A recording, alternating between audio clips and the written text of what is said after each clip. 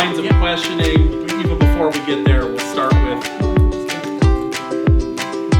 I like mock trial because you get to grow really close with other people, and it's really interesting to see the different aspects of both sides, because you can see two different totally sides of the story, and you really figure out that no one really has the truth.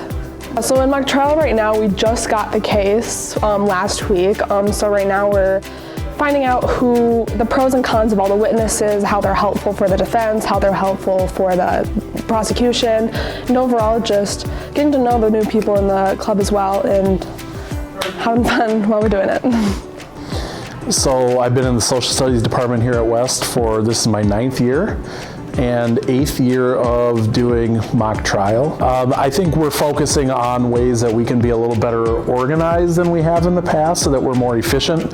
We have a limited amount of time that we can meet each week, so we want to make the most of it. So that's kind of what we're working on right now.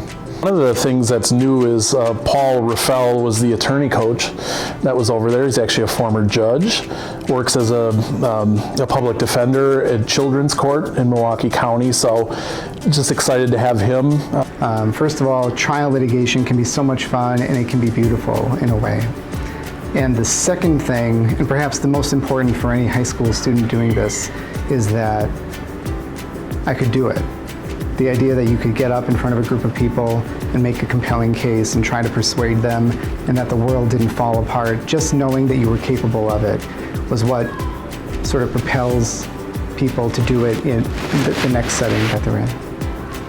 Act like a big shot. Act like you've been there before and fake confidence for a little bit even when you don't have it. And then eventually it will come to you. And so much of life, I think, is just getting the fear in the background. It's always going to be there. And it doesn't mean that there's anything wrong. It doesn't mean that there's anything wrong with how you're prepared. And so a lot of times it's just kind of fake it until you make it.